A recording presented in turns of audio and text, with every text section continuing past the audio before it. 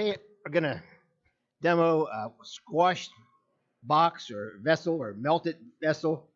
And last month, Steve brought in a segmented bowl, and I heard somebody ask him a question, and Steve's reply was, "Well, it takes sometimes 20, 30, 40 hours of prep work to get the bowl ready to turn, and a half hour to turn it."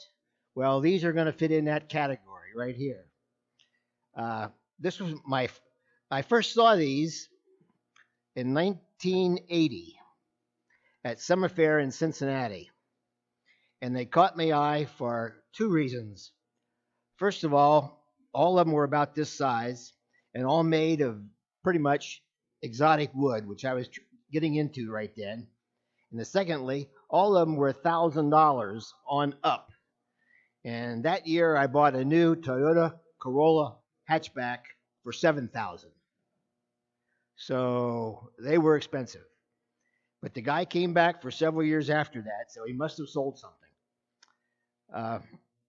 And it's like, I'm going to make one of those someday. And a couple of months ago, it came up. I started making one. And this was my test piece, as I say. I just made from all scraps. Everybody hear this okay? Okay, good. I figured there just had to be some trick on these, since I never had seen them at any other show. And I went on to the AAW gallery website, and there's 461 pages of pictures on there, 40 pictures to a page, and you do the math, that's 18,440 items, and there was not one of these. So as I say, I figured had to be something special about these. So I did this as a test and played around with it, and it came out pretty good. I do everything on it with I have one of these 12-ton Harbor Freight presses. So whenever I do my segmented bowls like this right here, everything goes into the press and presses it down good, real good. So I get a good glue joint there. But since your pieces here, I probably didn't show up very well, are not parallel to the bottom or top, and glue acts as a lubricant, I figured there just had to be some trick. So I went on to YouTube, which has just about examples of everything on there, and the only thing I found was a 3-minute video, which basically says you glue the pieces together, you cut them apart, you glue your pieces together, bring it into round, you cut them apart, and you glue them back together. So that wasn't much of a help. So I'm going to explain to you what I did to make one of these. And the first thing, this piece right here, probably can't see that very well either, I counted them, 46 individual pieces of wood and going from front to back, there's 30, 36, 8, and the 4 pieces each in the top and bottom, so that's 8. And then this piece, and then there's 1, 2, 3, 4, 5, 6, 7. Oh, there's 10 in there, so there might be a little bit more. 10 pieces just in the finial. And interestingly enough, this piece of the finial right here, when I did my gnome with a funny hat, this is a scrap piece from where I did one of the hats.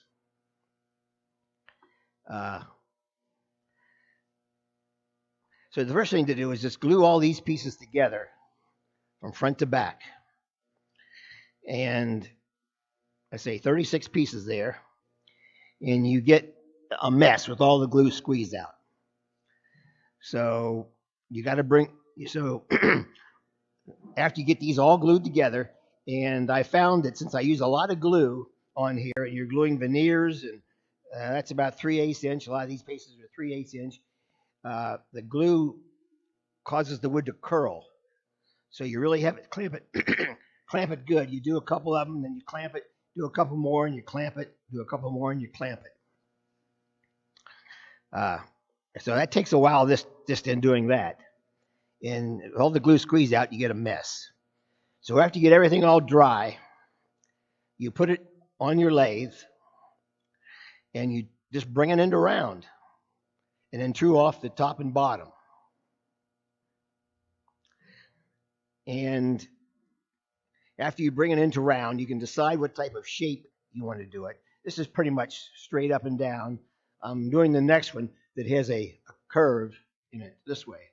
So you, like, and this is Purple Heart right here, and you get a little smaller piece of Purple Heart here, so forth. And then you're going down to the zebra wood underneath and whatnot, whatever wood you put in there. And that comes out interesting too, I think. So after you've brought it into round and trued off the top and the bottom, you can put your, on these I chose to do, you got your end grain going this way. So I put a flat layer on top and bottom. And there's 3 pieces of veneer between each top and bottom. So you glue that on. And I don't know if anybody knows this trick, but when you glue, I always use a glue block. All my segmented bowls are done with glue blocks. I've never used a chuck. Anyway, and on probably 1.5 inch piece of glue block, I can get about 30 bowls out of that before I have to get, turned down and squared off and, have to replace it so you don't hit the screws. And what I do, you can see that there. When I would glue this first piece on here, there's an 1/8 inch dowel right there. And after you put your fresh glue block on, you just bring out the tailstock. It hits your point right there. It tells you the middle. You glue about a 1/4 inch hole in there. And then this is going to be this piece right here. You use one of these.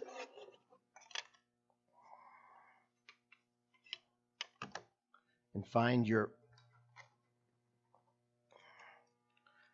center.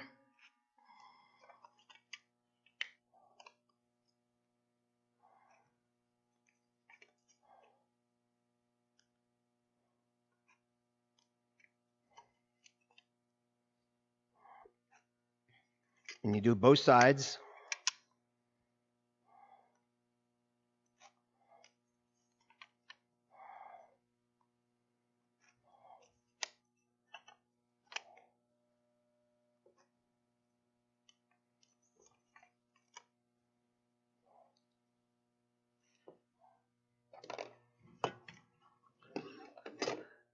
Drill about an 1/8 inch hole in both sides.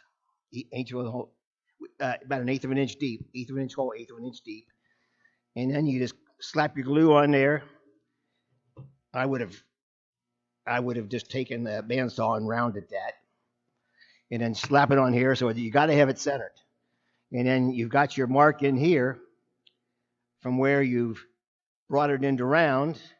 You drill an 1/8 inch hole in there, put another little piece of dowel in here, and then you got that centered onto here. Works perfectly.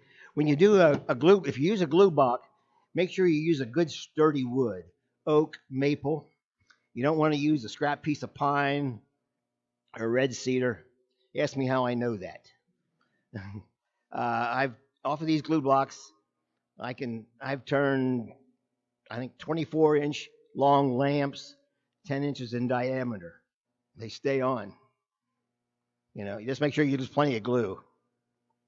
Glue is cheap compared to the thing flying off hitting you in the head. Or, as they did with me when I found out don't use red cedar, flying up and hitting a lamp, a fluorescent lamp up there. And it gets a lot of pieces out of fluorescent lamp bulbs, I'll tell you that. And, have it dry overnight, let it dry real good. And then, you can just add on, if you got this piece right here onto here, you can just add the top piece on and add the rest of this on, and then do the same thing for your top with your tailstock or a clamp or something. And you've got this piece right here. So then you've got it 99% trued up. So then you just put it back on the lathe and do the last percent or two of bringing it into round and everything, and then you're ready to cut the layers.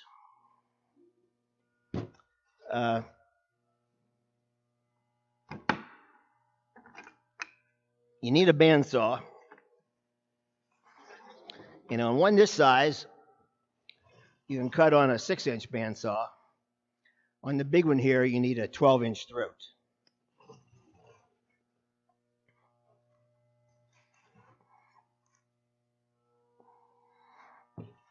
Now I made this.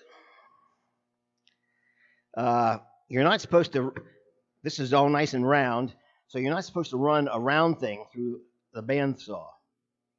So I made this. All I did was this is a piece of pine, cut a groove in, routed out the inside of it, and this was a cut off the other end, and I put 2 3/8-inch dowels in here and drilled a hole about every inch here. If you're making one of these, I only put 1 dowel in. I'd recommend you put 2 or even 3. So then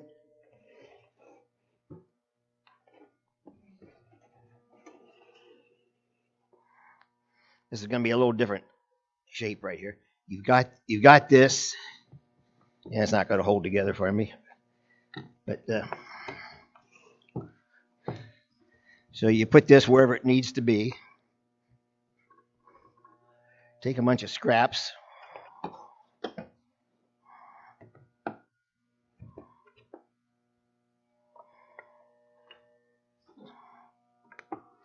And clamp that there. And you also try to get this as level as you can by using different shims. And then you can run it through the bandsaw.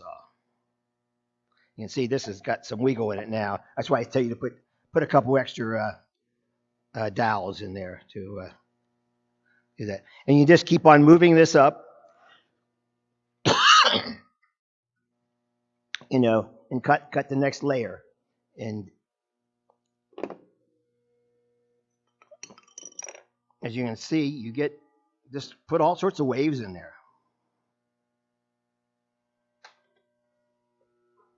I got a soft drink here.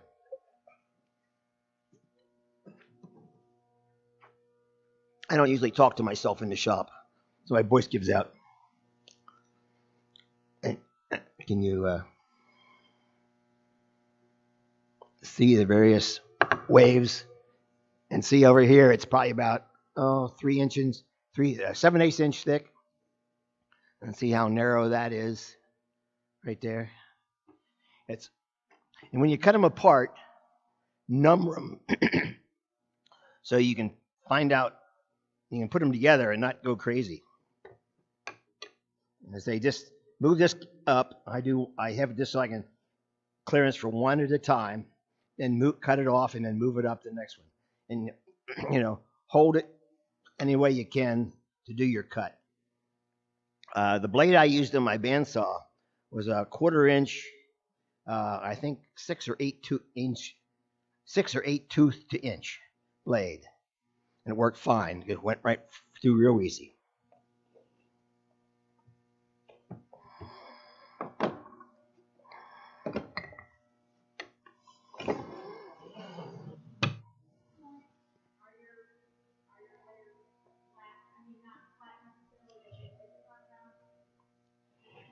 I'm sorry, I couldn't hear the question. I couldn't hear the question, Becky.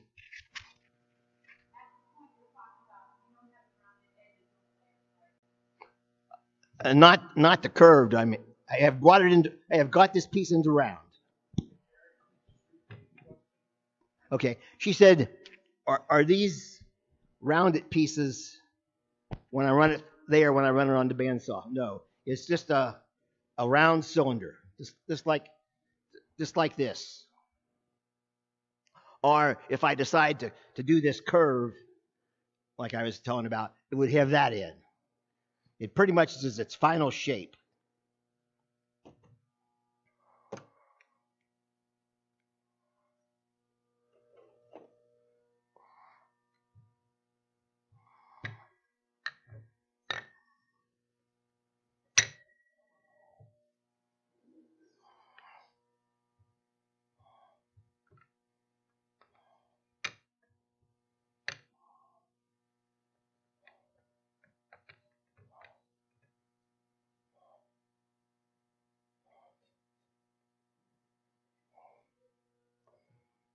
Okay, now you have all the pieces cut, and they're all, I say, all these little curves in here. So you want to decide on how far you want your indentations to go. The indentation on this one here and this one here, the indentation is in 3/4 of an inch, and then I make another line, 1/8 of an inch back that. So when I sand this all nice and smooth, I've got my indentation in 1/2 inch. And then on this one, I believe it's 3/4 of an inch back. And the top is even more than that, as you can see.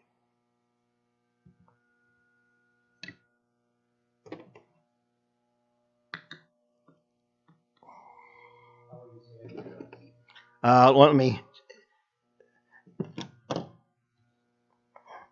do this here. This will be better.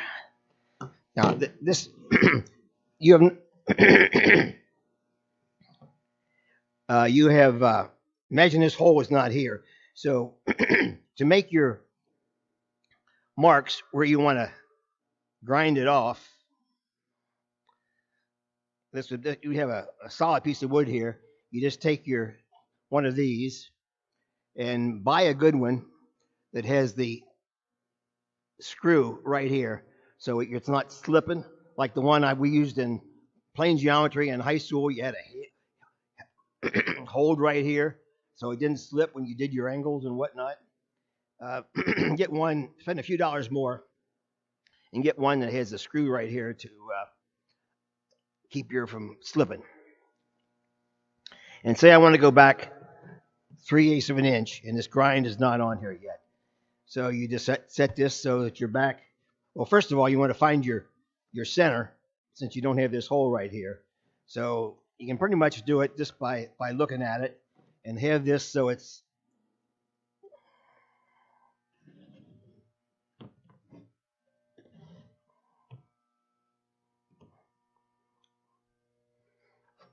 you do it on this one, you can see it better. Have this so it's imagine this is all curved and whiny.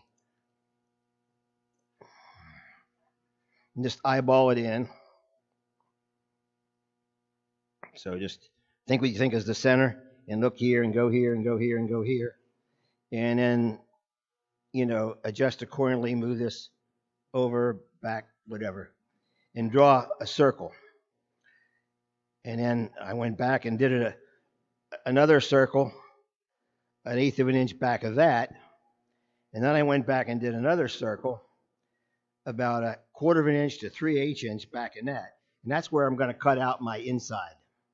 Okay, just for a reference point to see, visualize that. So you've got your 3 circles in there, and this is all round and that. So then you take, if you got a Fordham or a Dremel or a Micro Mart,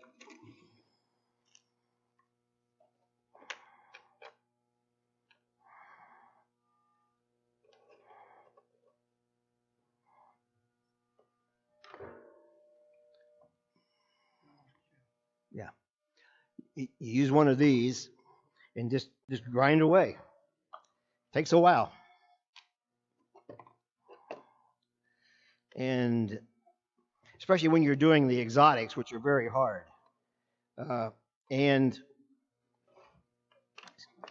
like on these, where you got all this glue in here, these are going to fill up with glue. and it's not gonna have burn marks and everything. So this is a brush from Harbor Freight. I think at the time we get 4 of them for $1. When I bought these, you get a brass one, a nylon, this is steel, and then you get a big one, and just just brush away until you get all that glue out of there. Lots of times I dump them in a paper cup full of water. It's overnight, and the next morning just brush if it's really got a lot of stuff in there that's sticking.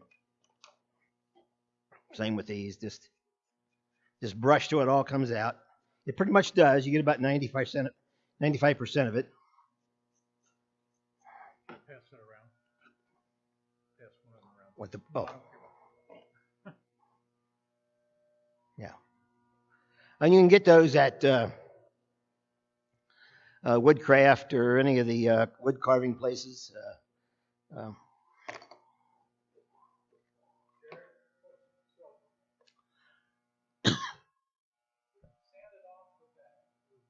I do the rough. Yeah. Not a flat.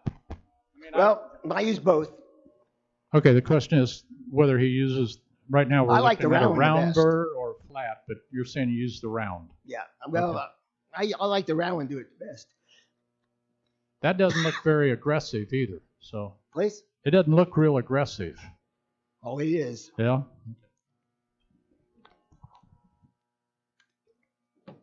And you can probably buy them more aggressive than that. But that's the ones I had, so that's the one I used.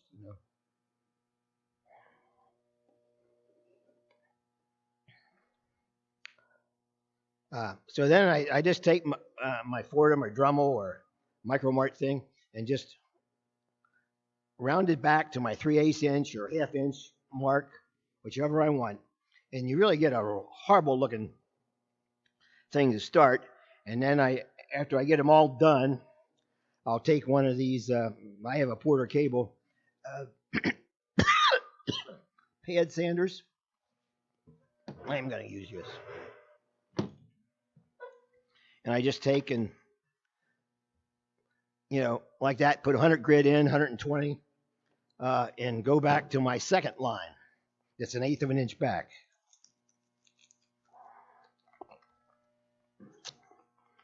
Cherry, my favorite. And, let me go back. On these big ones, so the key of getting this to look nice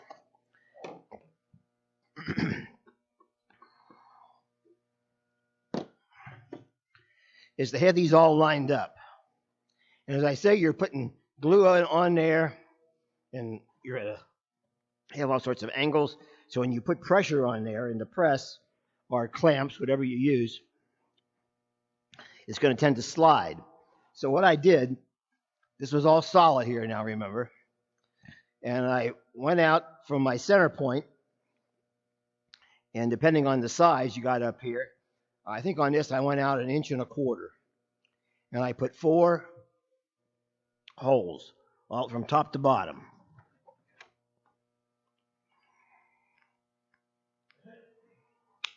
One of these in my drill press.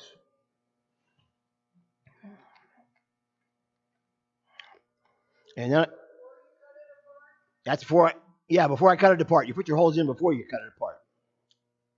So it'll all line up. And then you got a waste dial that when you glue these all together, you get that down in your holes, however many you drill. This is only going to have one in the middle. And, when you holler out your inside, you just chew it up with the tool.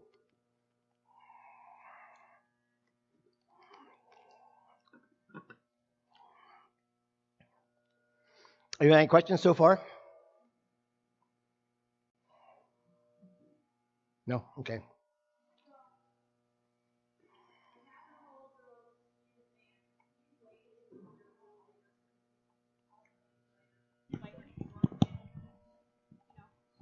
Not lined up.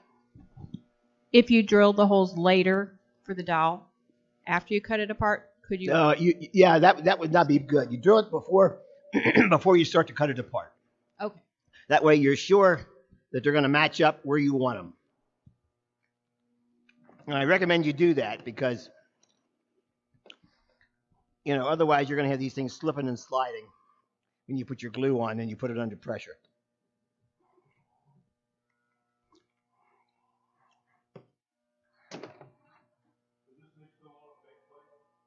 Please?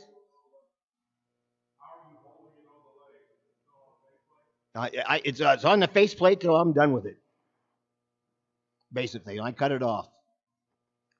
It's all sanded and everything. And I pretty much do.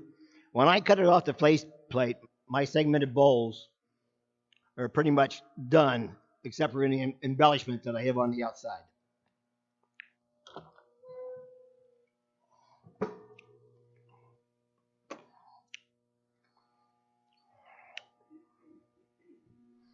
So, on this small one, I even used a couple of dowels, just so because when I glue it together, I do all the layers at once. I just, put the glue on there, spread it, put this layer on, and I dowels put this layer down through the dowels, and then go all the way up to the top. Of course, I don't have the lid on there. Put the top on, then it goes into the press, and then I bring it under pressure, and everything just puts everything together real nice. Same way with on the segmented bowls there. The press is, I think, the key to it right there, because if you glue, if you don't put pressure on it, you're going to have a little gap. Yeah.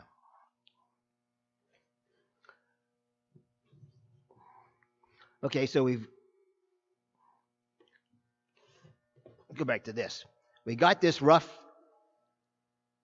out with one of those burrs. We do the sander back to where we want the edge of this depth to be. And as I say, then we're ready to glue it together. And then put it in the press, as I just described. Then, after we get it out of the press, you're ready to put it back on the lathe and drill out your inside. Basically, on these little ones like this, as we saw in the demo last month, you can use a bit to drill out your inside and do a little sanding maybe, or something probably. But, so that the only time it's going to be on the lathe is when you're bringing it into round and doing any little shape in here that you want. So as I say, you could, I think this was running around 15 minutes at the most. And here I didn't use a drill, a bit. I put it back on the lathe and drilled out the center. But so that took an extra little lathe time. But very little time on the lathe. It's mostly handwork. When you do your final drill out of the center, probably as you've taken this off your headstock, you're gonna have a little bit of, glued it back together, you're gonna have a little bit of run out. So be prepared that you might need to do a little more shaping on this top lip so that everything looks symmetrical. You don't have this 1 inch and this side 1 1/16 or something like that. So just be prepared. You're going to have to sand this top lip a little.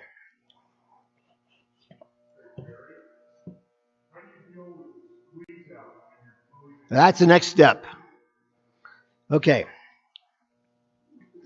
Unless you're very, very careful, and I don't see how you can avoid it, you're going to have some squeeze out back in there.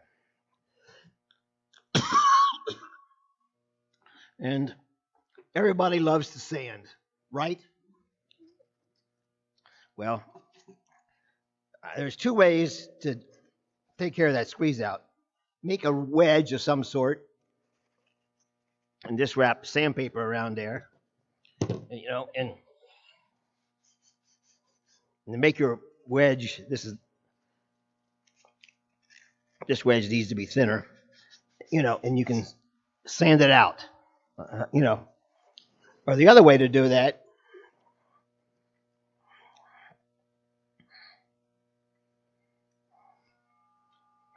is never going to show up. Anybody, what's that look like out there? Nothing? Yeah. Hold it over the table where the tape is.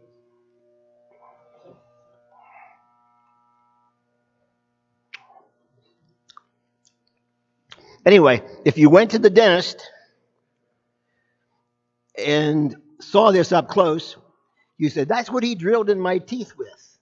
And you're right. This is a dental bit. Solid carbide. Will drill into stone. I've used it for my stone inlay. I've used it to make like a weeping cherry tree for the thin branches coming down. Cut stone really fine. 16th. Oh, this is the 16th. Up here, half of that, a 32nd at least, maybe even smaller than that. Probably smaller than that.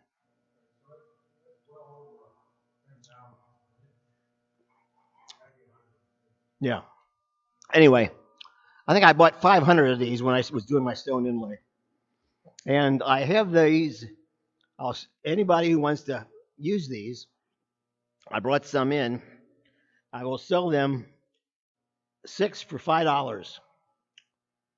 Well, I have a lot of them left. But they will do a great job. You have to have a small pallet. Call it, yeah. Anyway, you can just have it in your tool and just go like that, and you get rid of your glue. It does a really nice job on that.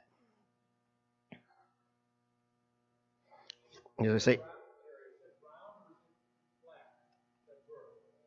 it's round.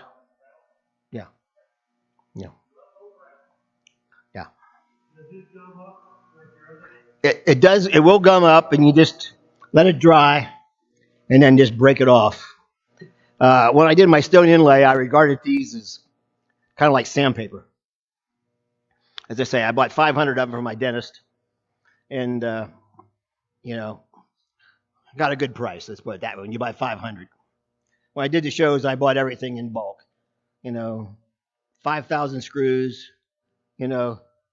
A crate of Lazy Susan mechanisms at $250 to a crate. You get pretty good prices that way. All my exotic lumber, I bought 500 foot at a time.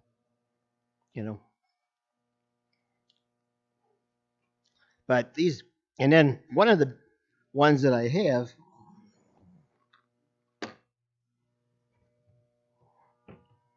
I thought I brought them in. Where are they? Oh, here they are.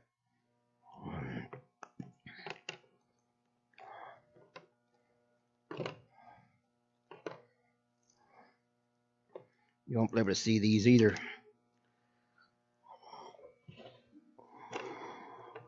It's like a smoothing bit. So you get 5 of these, and I put one of these in. And this, if you just say you just put a little mark in here that you didn't want, you got one of these, which is pretty much like those diamond. I know you do wood carving. Those diamonds pieces that you can get, and smooth it out real nice. As I say, there are 6 of them for $5. Recouping some of my bulk buying things, expenses right here. But they are well worth it to clean this stuff out of here. Because I say nobody likes sanding. Okay, you got this all cleaned out. If you say you still got this on the lathe, and you've got this all brought into thing, then you can do your final sanding on here, whatever sandpaper you like to go up to. And if you can get your lathe down to about 75 revolutions per minute, you can actually fold your sandpaper over real slow, and it will follow at a slow speed. It will follow your groove if you need to even clean that up farther. And then you can do this outside too. But your lathe has to be able to go down to about 50 to 70 to 100 revolutions per minute. I have a Powermatic, so mine will do that.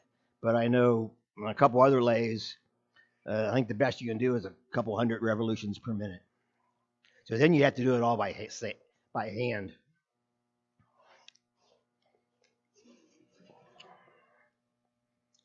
So let's see, that's about all I have on this. Anybody got any questions on it?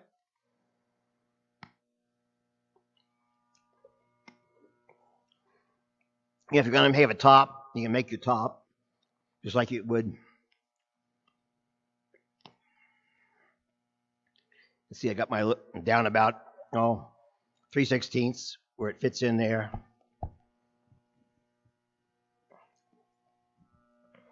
Put a little knob or finial on the top, whatever you want to do. Now on this one, it's going to be a little bit different.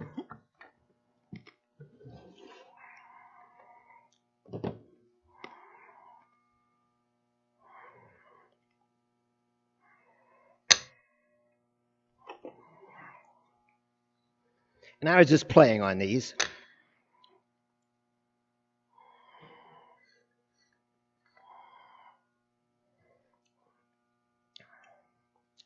When I glued this together, and I'm getting ready to put it on the press. I'm only going to put these four layers, and then I'll put this other 2 layers on without glue and put it in the press.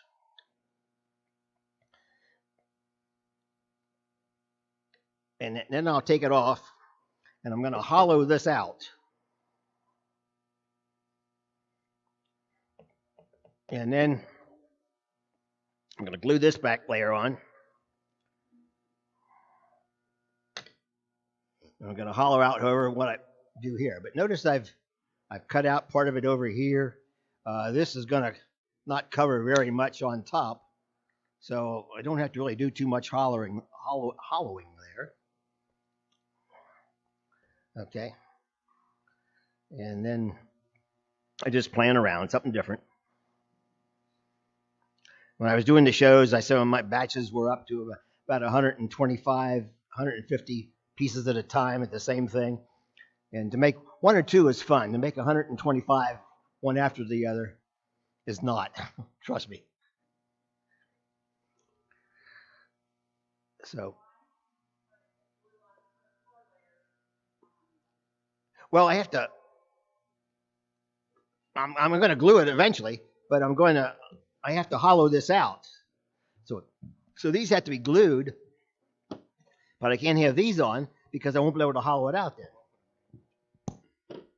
I mean, this right here is going to be the final hole on top.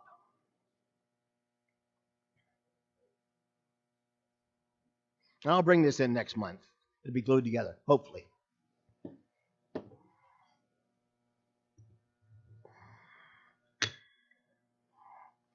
You know, there kind of is no right or wrong on the shape of these. You know, you can just go whatever you feel like. Also, my next one on this, I want it more of a definition. These probably, if you look at it through from here, since you're not up close, it looks like it's all parallel, but they are not. They are all cut. Like here, you can see this is probably about an inch and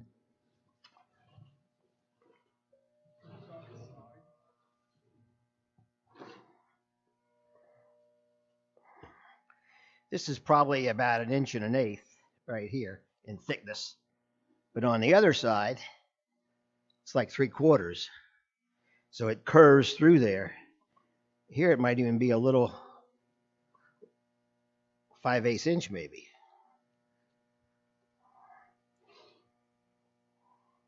So after you've cut it apart and got all these, you can't, other than turning it real slow with sandpaper, you can't bring a tool into here because you'll just, the lathe is designed to do things symmetrically,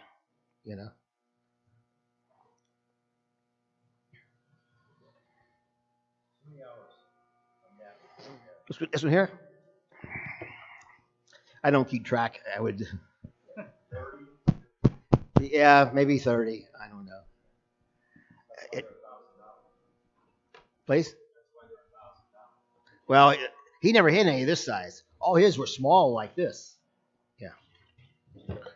And you see, I never make lids that pop. I have them very, very loose. The reason that when you do outdoor shows and it's middle of July and it's 98 degrees with 98% humidity, no matter how much finish you got on there, it's going to swell up. Doing a show one time and another woodworker and myself, we were just before the show started, we were just exchanging ideas and tips and everything. And another fellow who wasn't doing the show was just there looking and got in early, but he was a woodworker.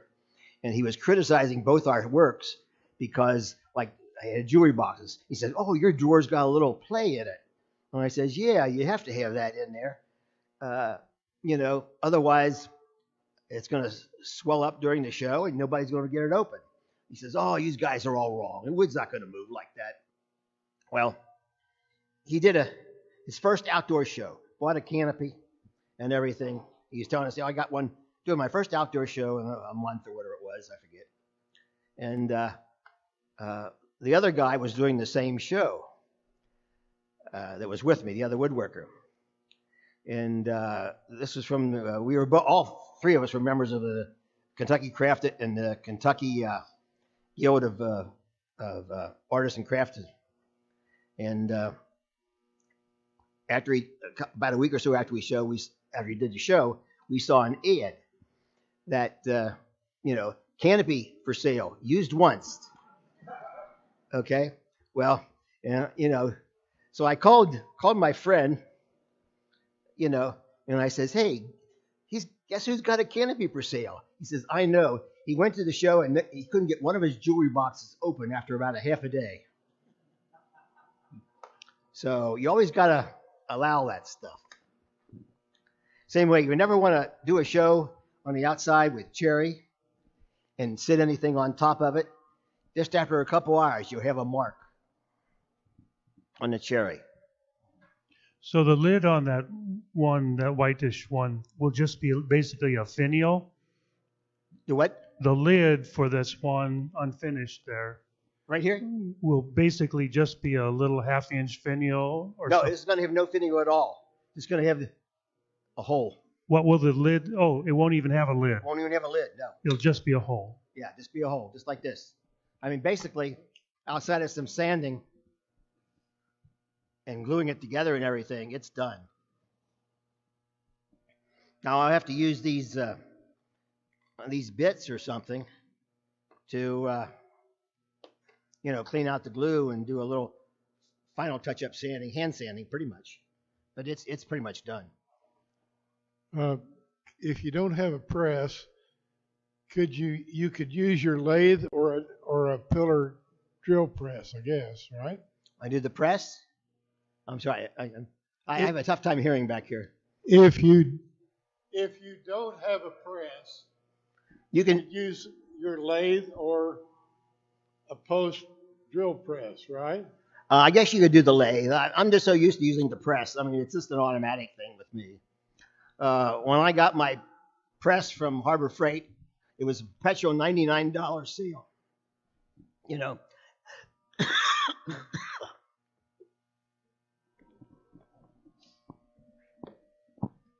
The last time I saw one, they were 129. But I use them for all my segmented bowls.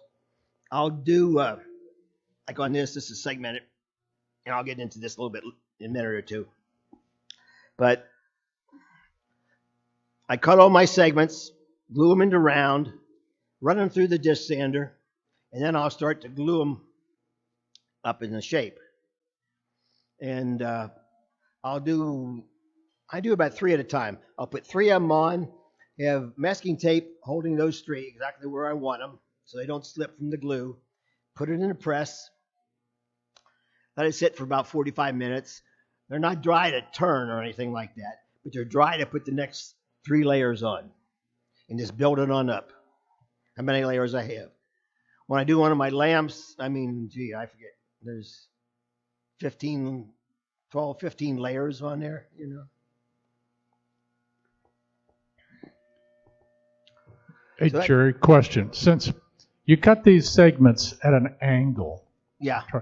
so if you don't spin them so it's big, fat, thin, fat, thin, fat, thin, that will give you a shape that goes off cattywampus, right? Yeah, you can mix, well, So if you spin those around, it's going to give me a lamp or a bowl. Or, yeah, you're not going to get, you got holes through there if you spin it around. Or put it in you have to have it exactly like it was. You know. but I still got that flat in the middle for 1.5 inches that's flat on each one of them. Look at one, Charlie. Here, let me here, pass this around, Charlie. That make it better.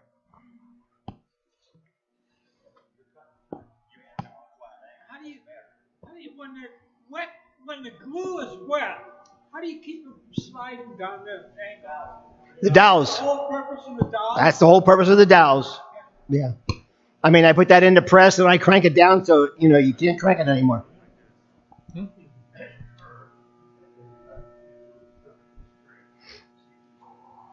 have the gaps all over. You have a locator here that on the center one.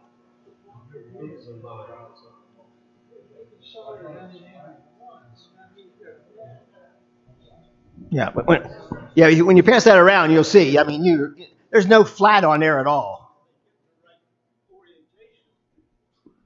Yeah, I can see you don't have a flat on there whatsoever. I thought you had, let's say, a 6-inch circle, and then I do a 1/2 inch, and then I do another 1/8, and I round on that outside edge and leave the center flat.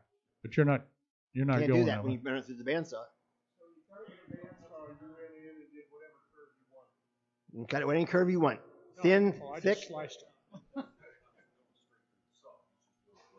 Yeah. Yeah. He's doing this.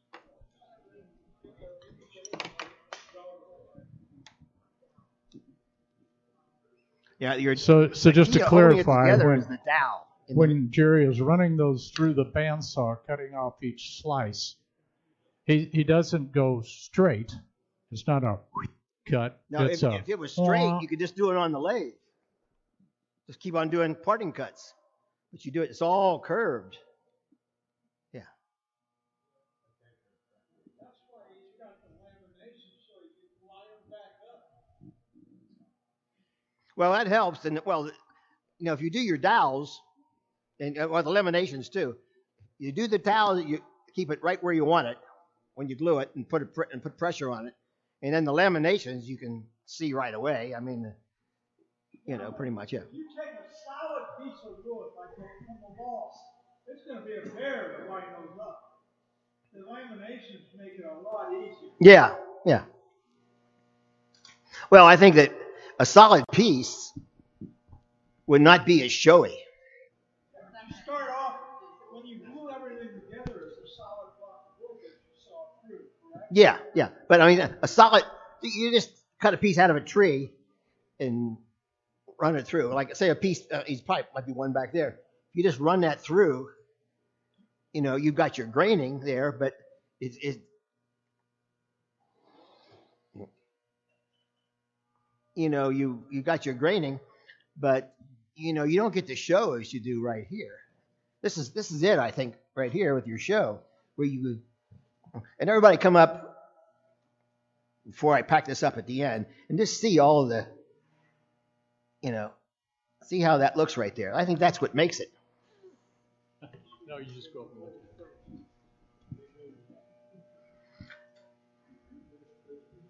Okay, is that going around? Did you make any questions on it? How it looks? How it works?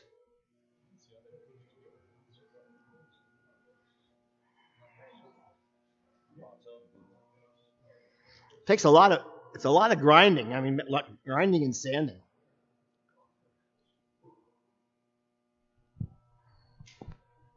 So when you put all these layers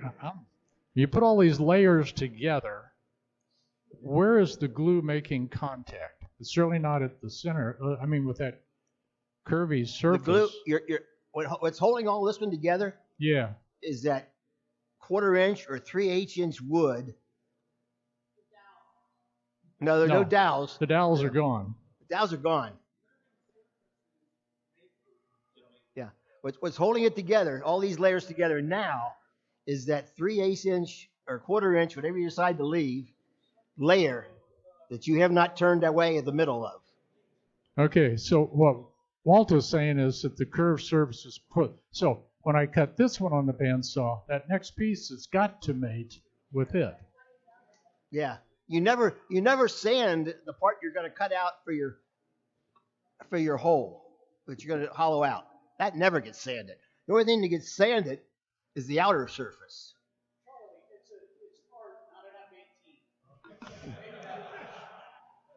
It'll never fly, I tell you. Maybe this is why I've never seen one in the hundreds of craft shows that I did, or I taught for 14 years down John Campbell. Never had a class on it or anything. Twice a year I was down there. Nobody's ever taught this. This is you guys are getting the premier ideas right here. Yeah. Okay. Well, I got one more thing. What time we got? You got time. We got a half hour. You got time. This will go real fast. Okay. So before Jerry approaches this, if you're a member of the AAW, you will know that they totally ban high voltage fractal burnings. Right. So yeah. So this is a new approach. And last number I think I've seen is I think 40 people have died doing that.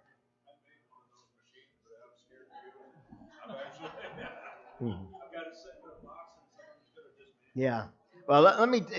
I did see these. It shows the fractal burning, and if you go to Pinterest, they fractal burn. There's pictures there. They fractal burn everything. I mean, earrings, platters, flat pieces of wood, you name it, drawer fronts, whatever. So I did like it. So I went on there and saw, one of those units. If you don't know how to make it yourself or don't make it, it's about between $400 and $500. So then I watched the YouTube video of how do you do this, and they had a guy on there demonstrating it. And I think the demo was made by a company who made resins that you could put in these burned out spots, and, color them and whatnot. So I watched the video and that's pretty simple, put your solution on there and burn your wood. And I thought, well, that looks kind of nice, So watching the end of the video and the credits are coming up, and it says this video is dedicated to the demonstrator who died the next day. Well, I mean, they didn't say what he died of, but is that an omen or is not that an omen, So I thought, well, I think I'll not do that. I'm not going to buy one of those units and do that. But I did like it, the look. So I thought about it, and I thought, well, I have a pretty good wood burning piece. It's a coal wood with about a dozen tips. And I got a Fordham, a third of a horse. I got a Dremel, and I got a Micromark grinder.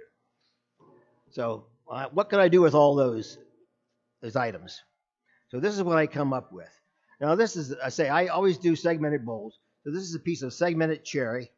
1, 2, 3, 4, 5, 6, 7, 8, 9, 10, 11 layers. Okay. And I sketched my design on here that I wanted. And I just took my Fordham. I just ground out with various sized bits my vines, if you want to call it that, branches. Okay. And then took my Micromark with the smaller bits and ground out some smaller branches. And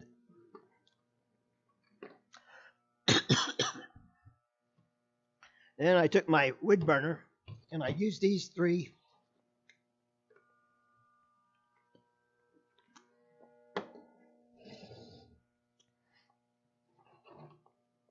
tips. Anyway, I decided to call it Faux Fractal burning because my wife was a high school English teacher, and I wanted to humor her. And she usually doesn't complain too much when I spend a lot of time in my shop, or studio, as I should say. I got a joke about that later on I'll close with. But I used, those show up at all?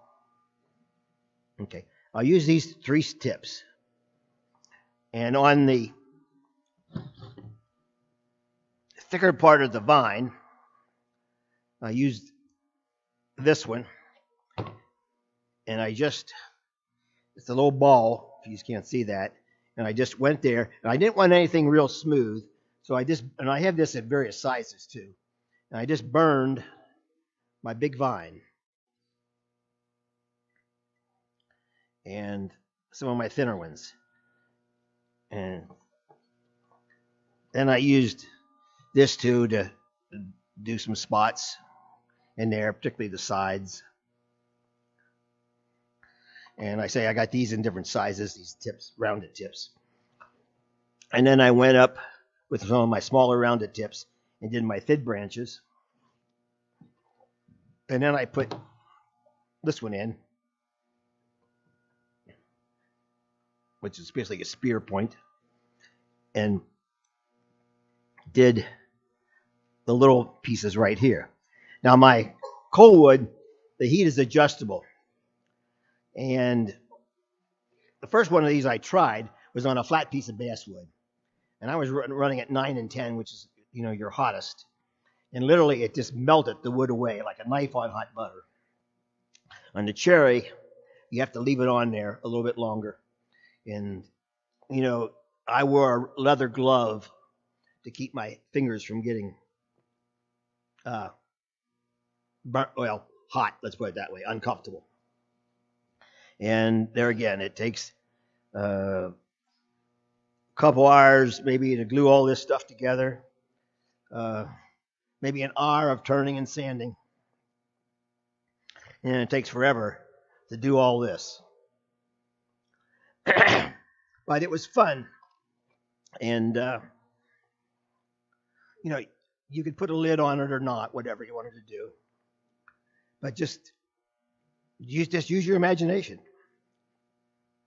And run real hot. And then after you get all done, get it with like 400 because you're running so hot that it carbonizes around some of these spots right here. And sand that off. But, without spending about $400 or $500 for the unit, and maybe electrocuting myself,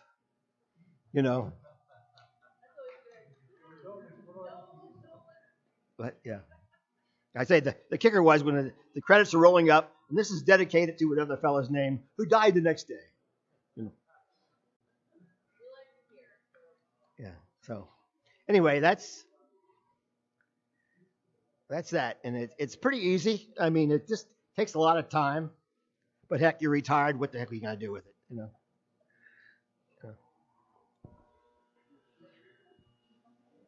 if now if you use hard maple or anything like that, exotics, you really have a tough time burning it. I think I would not go anything harder than cherry. Might make my recommendation to get a good look. So that's that one. Anybody got any questions on it? Thank you. Basically, you're making the grooves first with your grooving tool, and then burning the grooves. Right, that's right. Well, if you look at here, and you can't tell the depth of that. That's probably on the big ones. That's probably an eighth of an inch deep. And as you go out to your smaller ones, it's less.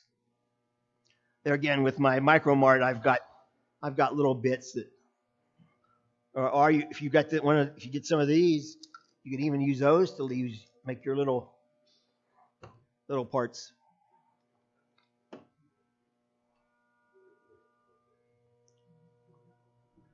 I got a bag here. It's supposed to have $165 in it. I'll give you everybody a good deal. Only $100 for it. Put it all together. Oh, I got a closing that I want to tell you about. It's kind of half a joke, but it's really true. When you get juried into it, excuse me.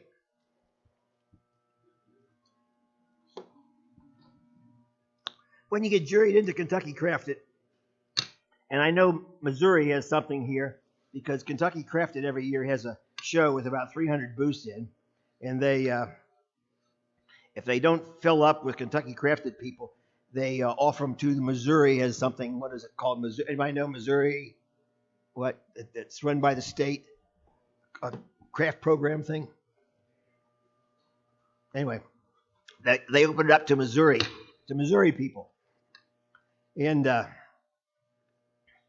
when you get juried into Kentucky Crafted, they offer you a opportunity to go to a meeting with a marketing guru. And he tells you how to do your booth display, how to stand, how to dress, how to describe your products. You know, like if somebody asks you, why do you make that out of that wood? Never say, because it was a board on top of a 500 board foot stock. Say, it was, the light was just reflecting off of that, and I knew it had to be this piece or something. Always tell a story about your piece. Have a history of some sort. And that does work very well. I got 500 board foot of wormy chestnut out of a barn that was fell down, really. It was built in 1840. And it was so horrible in shape that I only could get pieces make segmented bowls out of it. But every show I go into, I'd have about 3 or 4 pieces made from the wormy chestnut. And I tell them to the story. This wood came from a barn built in 1840. All the boards were hand sawed because you didn't have electricity in those days. And it was from north of Cincinnati, a farm north of Cincinnati. It'd been in the family sometime before 1840. And many times the person looking at it would say, "I'll take all 3 of your bowls." So it does work, believe me. And anyway, another thing that the marketing guru was telling you, that if you're describing your piece to someone, if it's made in your garage or basement, it's worth $25. If it's made in your shop, you can sell it for $50. But if it's made in your studio, you can sell it for $100. So think about that. If I was selling you something and I said, "Oh, I made this in the front of my garage," which is where I have now. But when I lived in Kentucky, I had a 2,500 square foot shop, studio, what do you want to call it? Okay, now I got 400 feet in the front of my garage, in front of the cars. But what impresses you is the value of that piece. Like that, yeah. So that's all I got. Anybody got any questions? Thank you.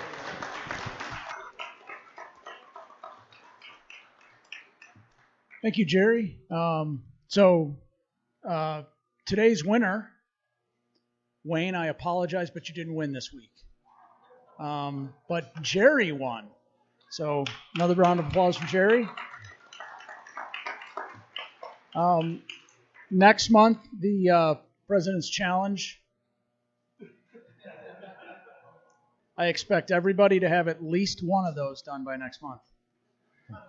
Or a lidded box, you choose. Since those are boxes. Or you could do fractal burning, his method, not the real method. Yeah, if you got it, and actually, my burning, my wood burning tool was a couple $100 with all the tips. A $20 one will do it. So I think in a past life I might have been a beaver or something. So I really like working with wood. So in my selling of the stuff paid for all my tools and whatnot, all my wood. So I kind of went crazy. So there's your choices for next month. One of these melted boxes, a regular box, or something with a non-fractal burning on it. Does anybody want to buy any of these bits? Okay, I brought 5 sets. And one question. Do you have a question?